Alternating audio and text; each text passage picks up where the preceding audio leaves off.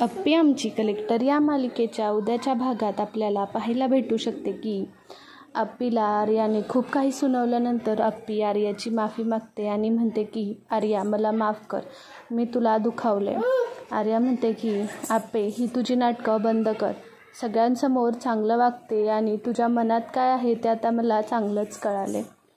पण अप्पे तू एक गोष्ट लक्षात ठेव की अर्जुन हा फक्त माझाच आहे आणि तो तुझा कधी होऊ शकत नाही. त्यावर कदम म्हणतात की अगं आर्या तू एवढी का चिडतेस, तू मला सांग. आर्या बोलते की तुम्ही तर काही बोलूच नका, तुम्ही माझ्यासोबत एवढ्यापुरतं चांगलं होता की तुमच्या मुलाला माझी गरज आहे. जसं की तुम्हाला कळालं की तुमच्या मुलाला अजून कोणीतरी चांगलं भेटतंय तर तुम्ही तुमची बाजू बदलली. हे अजिबात बरोबर नाही आणि मला पटलेलं सुद्धा नाही. अर्जुन म्हणतो की आर्या तू कदमांशी कुठल्या भाषेत बोलतेस, तुला कळतंय का? कदमांचा अनादर केलेला मला अजिबात आवडणार नाही. आर्या म्हणते की अर्जुन मलासुद्धा तू माझा अनादर केलेला आवडत नाहीस. तुझ्या प्रत्येक गोष्टीवर मी डोळे झाकून विश्वास ठेवतेस ना, त्याचं फळ काय भेटलं मला? हे की तू अप्पीसोबत डेटला आलायस आणि जर तू डेटला आला नसतास तर तू मला सांग ही एवढी आवरून नटून कशासाठी आली इथे? काहीतरी असेलच ना, त्याशिवाय येणार आहे का ती? आणि तू तुला एवढं न कळण्यात का तू दूध पित नाहीस? त्यावर अर्जुन म्हणतो की आर्या तुझ्या तोंडाला जरा आवर घाल, तू कुणासमोर बोलतेस तुला कळतंय का? इथं प्रत्येक घरातल्यांसमोर तुला काय वाटतं, तुलाच एकटीला जास्त कळतं का? बापू म्हणतात की हे बघा आजचा झाला विषय संपवा इथेच आणि आपण पुढं बघू काय करायचं ते. आर्या म्हणते की ते काही नाही, पण मला आत्ताच्या आत्ता हा विषय इथेच थांबायला हवा. जर मला परत तुम्ही दोघं याशी थेरं करताना दिसला तर याचे परिणाम वाईट होतील. अप्पी म्हणते की आर्या थेरं म्हणजे काय गं? मी माझ्या नवऱ्यासोबतच होते. आर्या म्हणते की मॅडम तुम्ही विसरताय, तो तुमचा नवरा नाही आहे, आता हा होणारा माझा नवरा आहे. अप्पी म्हणते की ते तुला वाटत असलं तरी आमची साथ ही कधीच सुटणार नाही, तू सुद्धा लक्षात ठेव. आर्या म्हणते की खूप झालं अर्जुन, आता डोक्यावरून पाणी गेले. तू मला परत लग्न करू असं सांगतोस ना, आज मला निर्णय हवायस की तू माझ्याशी कधी लग्न करणार आहेस का मला फक्त आशेवरच ठेवून दोन्ही ठिकाणी तू जगणार आहेस? अर्जुन म्हणतो की हे बघ आर्या मला थोडासा वेळ दे, मी तुला सांगतो लवकरच आपण लग्न करू. मी तुला लग्न करायला कधीच नकार दिला नाही आहे. त्यावर बापू आणि कदम म्हणतात की आर्या अगं तू जरा शांत हो. आर्या रागात बोलते की अर्जुन मला तुझा निर्णय लवकरात लवकर कळायला पाहिजे. आणि अप्पीला म्हणते की तू लांब राहा, तुला जे सांगितलं ते लक्षात ठेव. आणि ती तिथून निघून जाते. ती तिथून निघून गेल्यानंतर अप्पी रडत रडत आपल्या रूममध्ये जाते. खूप रडत असते. तिथे अमोल येतो आणि म्हणतो की वा तू रडू नकोस, तू काळजी कशाला करतेस, तू आणि बाबा नक्की एकत्र येणार. अप्पी म्हणते की बाळा तुला खरंच एवढा विश्वास आहे का रे? अमोल म्हणतो की हो मा, तुझं आणि बाबाचं प्रेम मला माहीत झालं आहे किती आहे ते आणि तुम्ही नक्कीच एकत्र येणार. तू फक्त रडू नको, आपण सगळ्यांना एकत्र आणू. अप्पी म्हणते की अमोल तू एवढा कसा रे समजूतदार, तुला मी चुकीची वाटत नाही का? अमोल म्हणतो की नाही मा, मला तू कधीच चुकीची वाटत नाहीस. त्यावर अप्पीच्या मांडीवर अमोल झोपतो आणि अप्पी मनाशीच म्हणते की ह्या आयुष्यात माझ्या काय वाढून ठेवलं आहे नियतीनं काय माहिती, पण कितीही काही झालं तरी मी लास्टपर्यंत अर्जुनवरच प्रेम करणार आणि अर्जुनला कडे आणण्याचे प्रयत्न मी कधीच सोडणार नाही. त्यालासुद्धा मी माझ्या प्रेमाची जाणीव करून देणार असं म्हणत असते आणि ती रडत रडतच झोपते.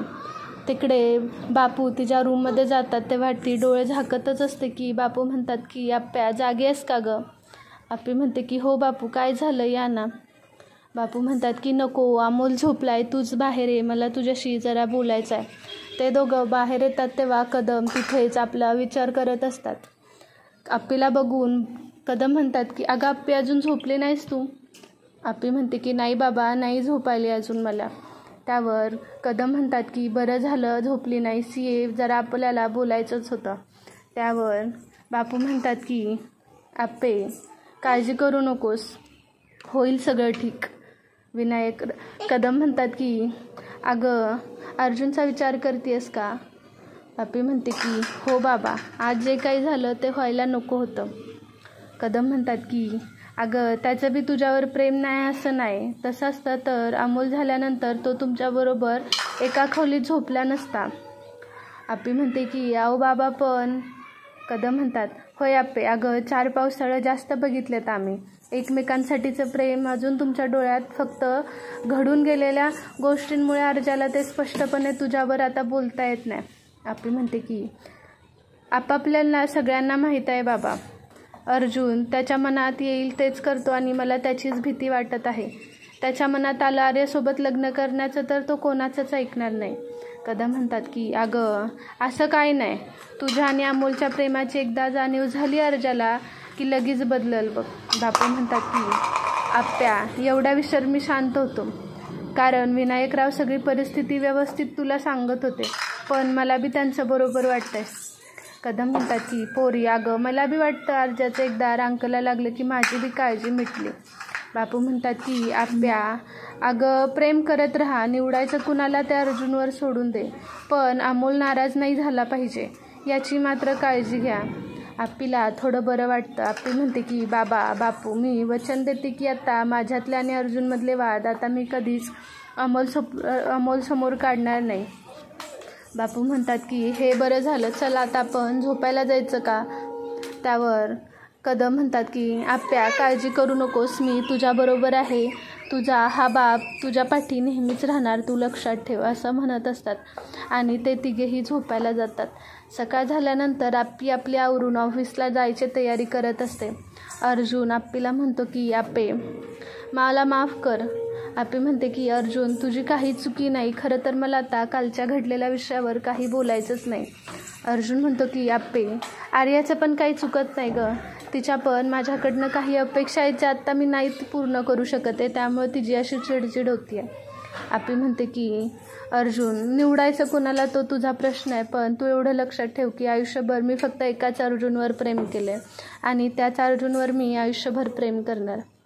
अर्जुन म्हणतो की आप्पे तू जरा समजून घे की गं, आता आर्यासोबत माझा साखरपुडा झाला आहे, त्यामुळे तू आशेला लावू नकोस की मी परत तुझ्याकडे येईन आणि तेच आपल्या दोघांसाठी सुद्धा चांगलं असेल. काल बघितलंस ना, नुसतं आर्याला कळालं तर किती तिने धिंगाणा घातला.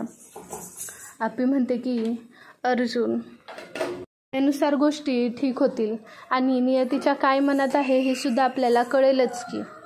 अर्जुन बोलतो की ठीक आहे. आप्पी तिथून निघून जाते. अमोल विचार करत असतो की काही झालं तरी बाबा एकत्र आलेच पाहिजेत, आता आपल्याला लवकरात लवकर काहीतरी केलं पाहिजे. इकडे मोना आणि रुपाली किचनमध्ये स्वयंपाकाची नाश्त्याची तयारी करत असतात. त्यावर मोना म्हणते की काल खूपच आर्या मॅडमाने तमाशा घातला नाही का. रुपाली म्हणते की अगं तू तर फक्त बघतच राहता, नुसती तमाशाच बघायचं राहिले, सगळं आपोआप होतंय की नाही बघ. मोना म्हणते की ते कसं काय. रुपाली म्हणते की आता आपल्याला जास्त काही करायचं नाही, फक्त ह्या दोघांवर लक्ष ठेवायचं आहे. मोना म्हणते की मग याने काय होणार. रुपाली म्हणते की काही नाही होणार, हे फक्त जेव्हा जेव्हा एकत्र येतील तेव्हा आपण त्यांना दाखवून द्यायचं की हे एकमेकांसाठी किती चुकीचे आहेत आणि आर्या किती बरोबर आहे. हे दाखवलं की आपलं काम झालं, ते आपोआपच वेगळे होतात. ते काल बघितलं नाहीस का कशी आप्पीच्या आर्याने जिरवली, तिलासुद्धा असंच पाहिजे. मोना म्हणते की हो रुपालीताई, तुमचं या बाबतीत जरा जास्तच डोकं चालतं असं वाटत नाही का. रुपाली म्हणते काय बोललीस मोना. मोना बोलते की काही नाही, चला आपण नाश्ता करूया. आणि इथेच आमची कलेक्टरचा भाग संपतो. पुढे काय होतं हे बघण्यातसुद्धा खूप इंटरेस्टिंगच आहे. तुम्हाला आपल्या चॅनलचे अपडेट्स आवडत असतील तर प्लीज आपल्या चॅनलला लाईक, शेअर आणि सबस्क्राईब करायला विसरू नका.